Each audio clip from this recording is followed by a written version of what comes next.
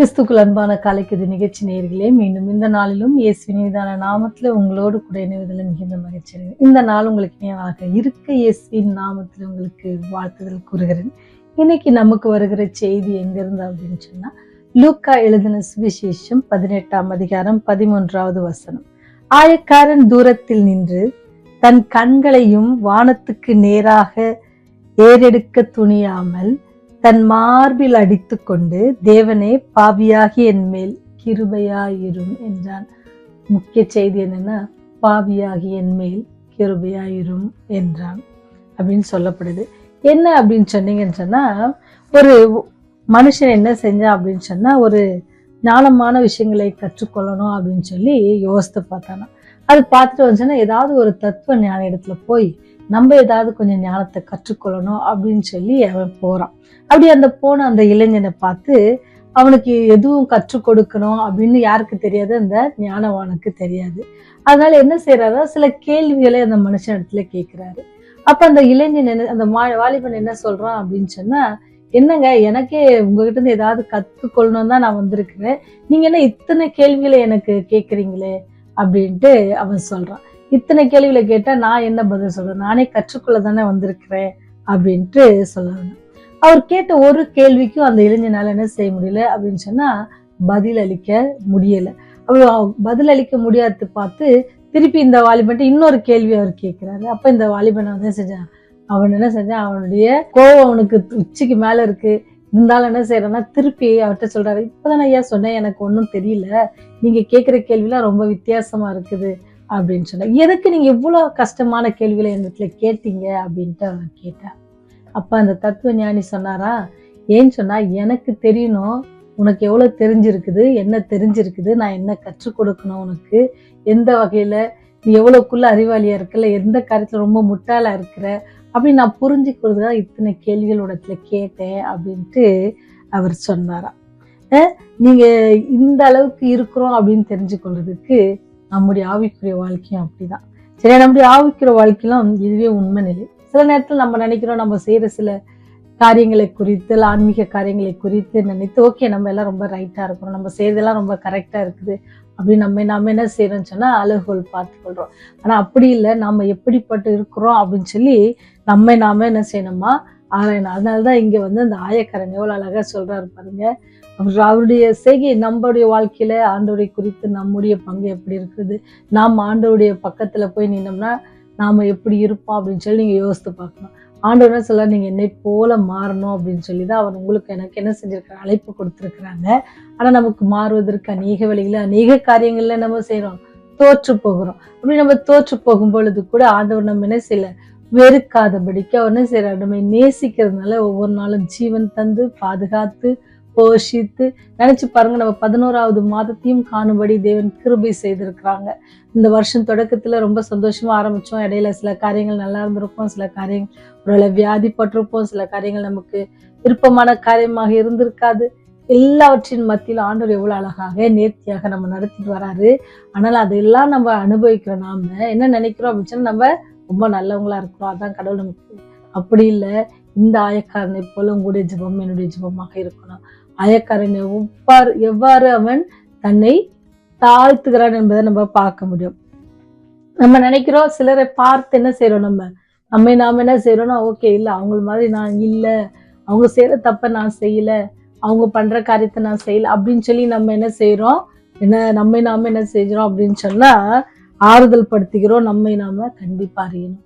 ஏன்னு சொன்னா, காலம் கடைசி காலமா இருக்குது. அதனால நாமே அறிய வேண்டியவர்களாக இருக்கிறோம்.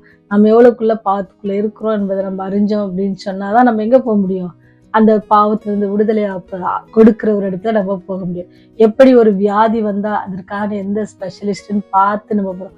கேன்சர்னா எல்லாம் சாதாரண டாக்டர்கிட்ட போய் பார்ப்போமா, இல்ல யாரு ஊர்லயே பெரிய மருத்துவரா இருக்கிறாங்க, யார் ரொம்ப சக்சஸ்ஃபுல்லா நிறைய காரியத்துக்கு நிறைய பேரை ஹீல் பண்ணியிருக்கிறாங்க, அவங்க கிட்ட போனதுனால லாஸ்ட் ஸ்டேஜ்ல இருந்தவங்க கூட என்ன செஞ்சுருக்காங்க, ரிக்கவர் ஆயிருக்கிறாங்க அப்படின்ற எல்லாத்தையும் நம்ம இன்ஃபர்மேஷன்லாம் கேதர் பண்ணிட்டு அந்த டாக்டர்கிட்ட போவோம். ஏன்னு சொன்னா, இந்த கேன்சர்வாதி என்ன செய்யணும், நீங்கணும் அப்படின்னு சொல்லி. அதே போலதான் ஆவிக்குரிய வாழ்க்கையிலும் நாம ஒருவேளை அநேக காரியங்கள் ஒருவேளை நம்ம அநேகருக்கு நம்ம பாக்குறதுக்கு தெரியலன்னு நம்முடைய பாவங்களை யார் செஞ்சிருக்காங்க, ஆண்டவர் அறிந்திருக்கிறாங்க. அப்போ அவங்க கிட்ட நம்ம போக வேண்டியது ரொம்ப அவசியம். அவங்ககிட்ட போகும்பொழுது நம்ம சொல்ல வேண்டிய வார்த்தை இதுதான். எப்படி அந்த ஆயக்காரன் தூரத்துல நின்று, ஏன்னு சொன்னா ஆண்டவருடைய கிட்ட போறது கூட நம்ம தகுதியற்றவர்கள், ஏன்னா ஒரு பரிசுத்தர், நாம பாவிகள் அப்படின்னு சொல்லி உணர்றாரு. தன் கண்களையும் வானத்துக்கு நேராக ஏறெடுக்க துணியாமல், இந்த ஒரு வார்த்தை ரொம்ப ரொம்ப முக்கியமானது. கண்களை கூட ஆண்டவரை நோக்கி கூப்பிடுவதற்கு அருகதையற்றவர்களாக இருக்கிற நீங்களும் நானும் அவருடைய பாத்துல போகும்போது எப்படி நமக்கு நாயக்காரன் சொல்லி கொடுக்கிற பாடத்தை பாருங்க.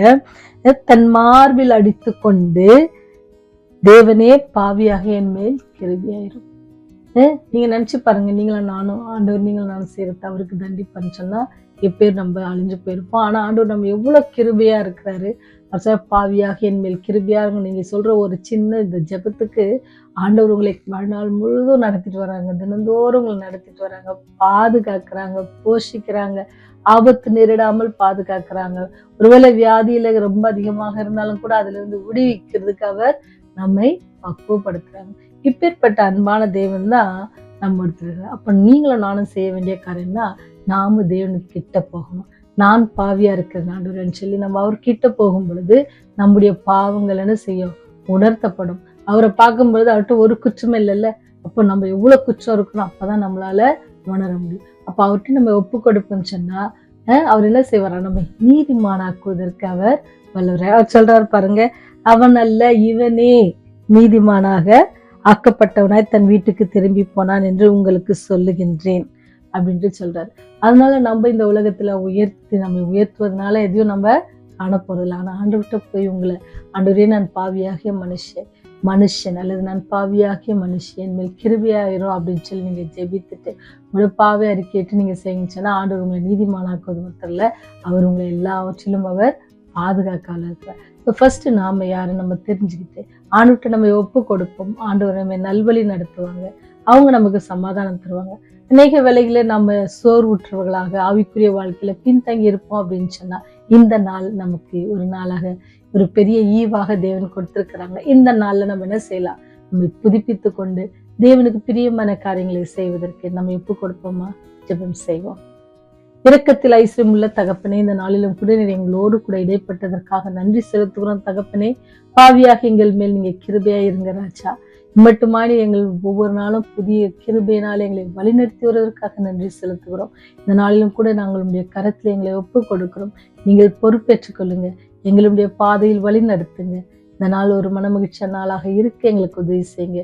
இரவிலே நாங்கள் படுக்கும் பொழுது உமக்கு நன்றி சொல்லி, தேவன் எங்களோடு கூட இருந்தார், எங்களுக்கு போதுமானவராக இருந்தார் என்று சொல்லி நன்றி அறிதலோடு நாங்கள் நித்திரைக்கு செல்ல எங்களுக்கு உதவி செய்யுங்க. இந்த நாளின் கைது செய்கிற எல்லா வேலைகளும் உடைய கரம் இருந்து எங்களை வழி நடத்தும் சாமி. பாவிகளாகி எங்கள் மேல் கிருபையா இருங்க. உடைய ராஜ்யம் வரும்போது எங்களை நேர்த்தள்ள வேண்டுமா? இயேசுவின் வழியாய் ஜெபிக்கிறோம் ஜீவனுள்ள நல்ல தகப்பனே. ஆமென், ஆமென்.